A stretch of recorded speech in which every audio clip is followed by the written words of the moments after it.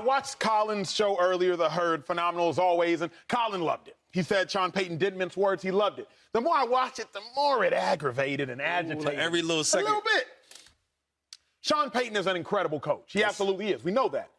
But let's not necessarily act like Sean Payton is a greater coach than Russell Wilson is a greater quarterback when we talk about body of work. I think all of that has gotten lost over the last 6-7 months, and really over the last 6 weeks, and truly over the last 6 days when we saw Sean Payton get hired. Like, Sean Payton has won a Super Bowl. Super Bowl singular. Russell Wilson has won a Super Bowl. Super Bowl singular. Russell Wilson has been to 2, I believe. Sean Payton's only been to 1. Dave Helman, correct me if I am wrong, as a resident Saints fan. Just 1. So Russell Wilson liked that too. Now, I fully understand that Russell Wilson's ways did not work year 1, but if I'm the new coach, if I'm the new teammate, Shady, you're the new teammate, Dave, you're the new teammate on this show. I've known Joy for a while now, obviously, as a coworker. You ain't just gonna tell me what I'm not gonna do to the cameras. If you want to tell me, call me. Privately, hey, you know what, Russ, we're not going to do that here. Shady, that's not how we get down, man. I need you to come to set on time. Dave, I'm going to need a clean-cut face out of you every now and then. You know what I'm saying? Like, you're not just going to come and publicly tell me what is and isn't going to happen. Tell me that privately. So, Joy, that's why I didn't necessarily love it, but what say you? Dave, cut that off, too, man. Yeah. You like it? Does it really look that bad? That's what you said. Oh, don't you dare touch your beard. Thank you. That's what the boss man said. Sean Payton isn't Russell Wilson's teammate. He's his boss. Good answer. Yeah, that's bar. Yeah. So if the boss comes down, now that could get into some other things too. He's also not telling him to cut his hair.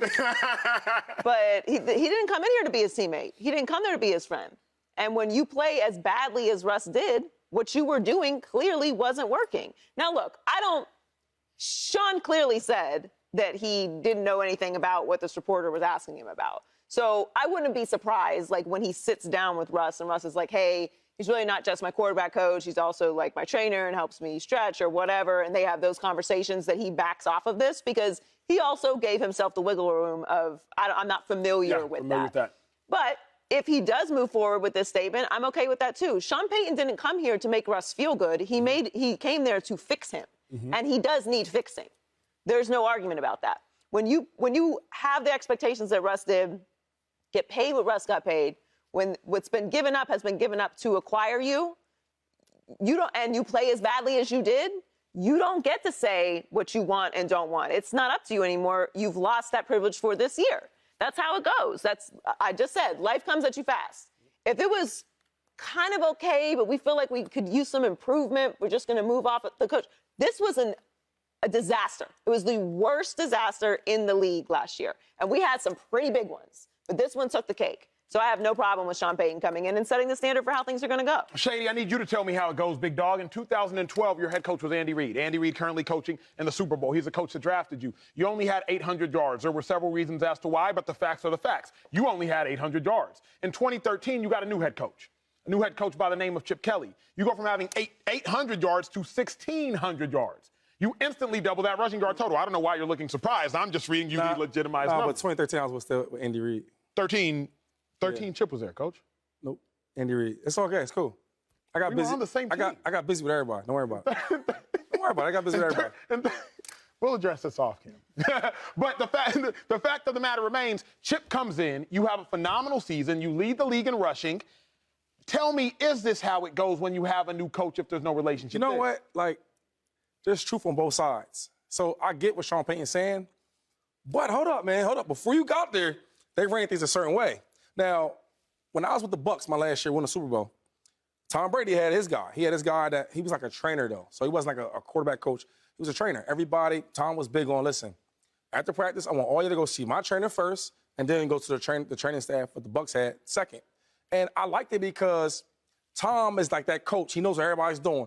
If you're getting treatment, you're ready to play, et cetera, et cetera. So my thing is, when you sign a player like Tom Brady, now hold up, before I even continue. Tom is like up here. There you go. Russ is down here. But the money part's the same. So when I recruit a player to come here, hey, we want you to come to the Bucs, et cetera, et cetera. Okay, cool. This is my guidelines. I need my guy in the building, help me out with the training, et cetera, et cetera, et cetera. I need these players, all that type of stuff. Same thing with Russ. Even though they traded for Russ, when they decided to give him that money, we're going to talk. Okay, cool. If you want me to sign here and be here for the next 4 or 5 years, This is what I want. I want my parking spot. I want my trainer in here. That's the things he asked for. So Sean Payton had nothing to do with that. That's what they agreed on. Yep. You talked about Chip Kelly. When Chip Kelly did come there at the Eagles. In 2013. His issue was this. Mr. Lurie, you gave me the rights, right, to do what I want to do. They gave him all the power. If I want to trade players, sign players, get rid of them, cut them, that's what I want to do. And when the issue with myself, DeSean Jackson, when he started cutting players and trading them, Mr. Lurie had a problem with it.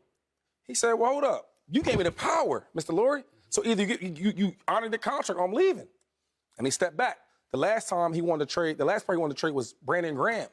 And that's when Mr. Lurie stepped and said, hold up. You had enough power. So my thing is this. When you give a player a certain amount of power, you got to honor that. So Sean Payton's tripping. Now, he said it's foreign because he probably never heard about it. But, hey, man, it's a new day and age, man. I haven't read Russ's contract, so I don't know what's in there and what's not in there. I mean, you know, you agree to a contract, that's a different conversation. Right. But we have really useful data here because we saw Russ get his way with everything. And I'm not like, he got traded to the Broncos. He's the face of the organization.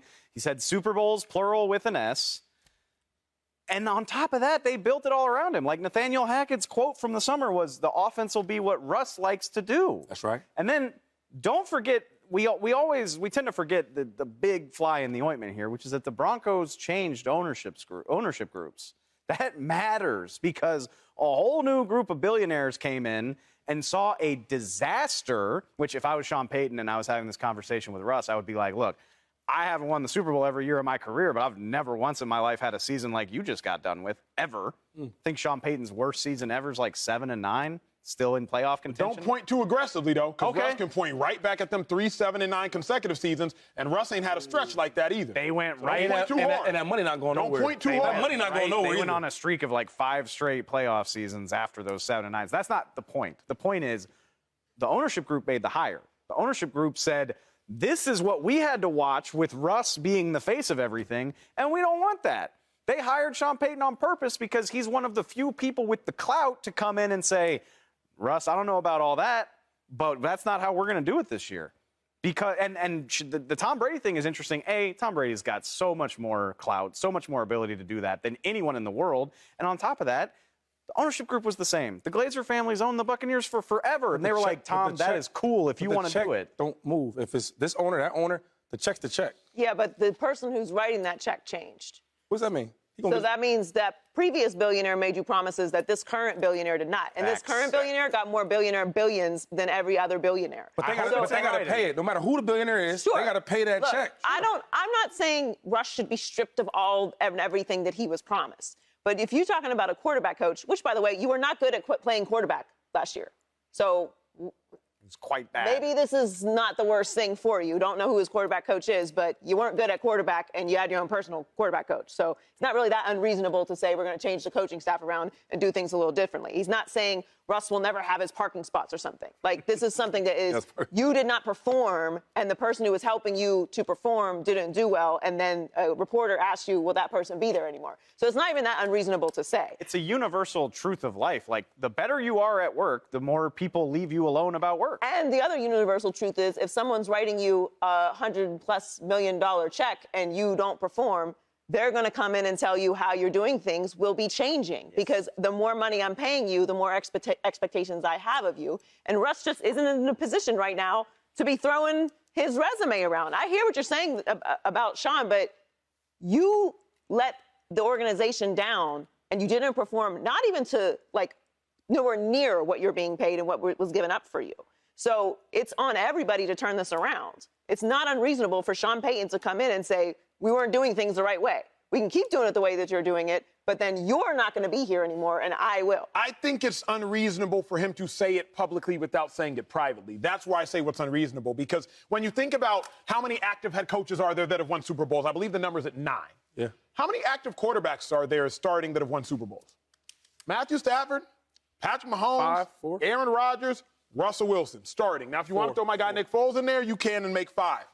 So Russ is on a much smaller list than Sean Payton is on. Russ won his Super Bowl after Sean Payton won his, and Russ has been back since he won his, which was also after Sean Payton won his. I only have the issue with Dave Helman, him saying it privately before making sure him and Russ are good. Okay, well, meet me halfway here. Like, I would agree with you if Sean Payton had gotten up in front of the Denver media and been like, and another thing, Russ is done with this private quarterback. Like, he was asked a question we call that a scrum in journalism. Like, he's surrounded by people. He just got there. He doesn't know who's asking him this, probably. He gave a fairly diplomatic answer while also being firm. Like, this wasn't priority number one on his agenda when he sat down to talk about Also, this. would you prefer him be like, well, we're going to check in with Russ on everything and make sure he's comfortable with everything that we're doing? That's not what he was hired to do. I would have rather him be like, you know what, I'm going to talk to Russ about that. Yeah. Like, let me talk to, because at the end of the day, the best coaching player relationships aren't respect that you have to command. It's respect that's already assumed. Like, if you have an authoritarian that's telling you to respect me, I ain't never going to respect you. So now Sean Payton doesn't demand respect? No, it's already assumed. So Sean Payton doesn't have to. Sean Payton's best relationship, in my mind, would be if there's mutual respect, because I've already talked to Russ about it privately before saying something publicly. Shady, I know you wanted to go. I just think that, like, it's funny how y'all act like Russell got no power. All that, I don't care who's the management, all that money matter. So they bring this new coach in here, and that's cool, right? He got a lot of weight because who he is, his resume, and the coach is. But this quarterback, right, the reason why the last coach got fired, let's not forget that. It's Russ' fault, I guess, but the coach got fired, not Russ. So my thing is, listen, I get how you want to do things, Sean Payton, and I respect that. Thank you, brother. I'm happy you're here. But I'm Russell Wilson, and I got a resume, and I got stuff I got in line that I want to do. And if you don't want to run that past nobody else, run that past me, because I got $100+ million that's guaranteed, no matter who writing that check.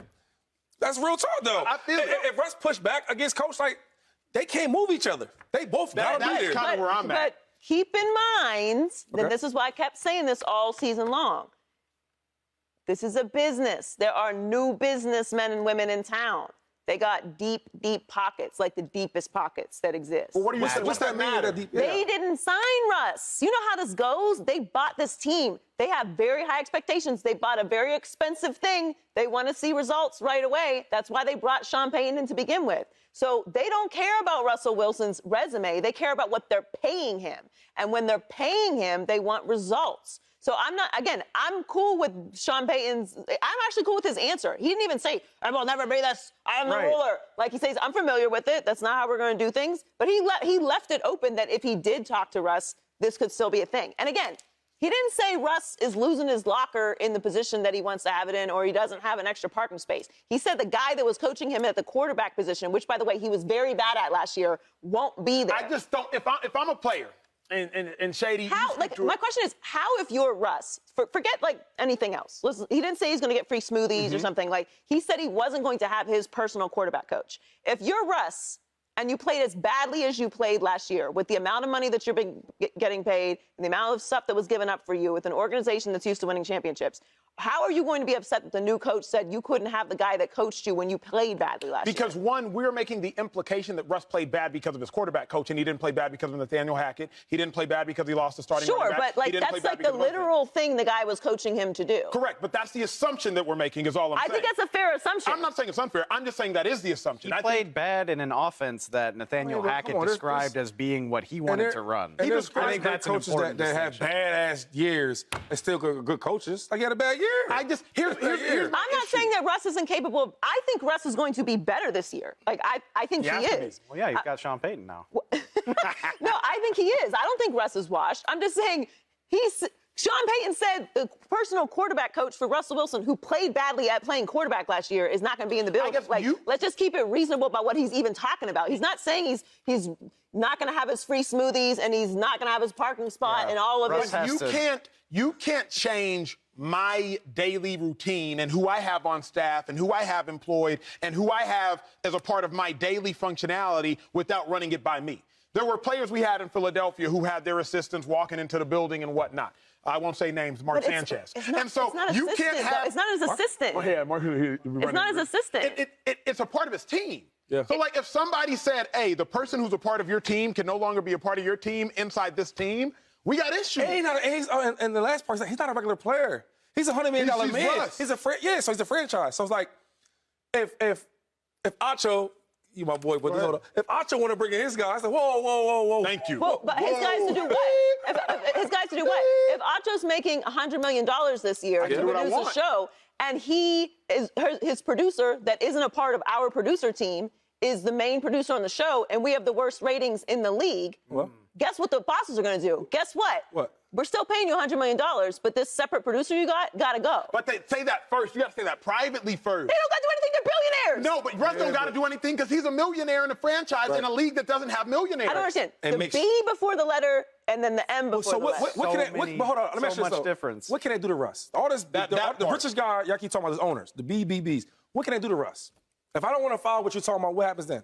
You gonna move me? I mean, no. Russ will play this year, and if Russ isn't good this year, then what happens? You can always move on from a contract before it's over. Everybody knows that. Does it happen like that? $100 million, you sign $100 million 1 year. No, it'll be hard. They're in a tough situation. I haven't seen it. The next couple years. I haven't seen it done yet. I don't think they should move on Russ. I don't know. All I'm saying is the guy who's coaching him at quarterback position that he brought in, like, maybe it wasn't his fault, but it was somebody's fault. He gonna keep him there, though. That's my thing. Like, look, I hear what you're saying, Sean Payton, but you don't write my checks. It all kicks off Super Bowl Sunday at 1 p.m. Eastern on Fox.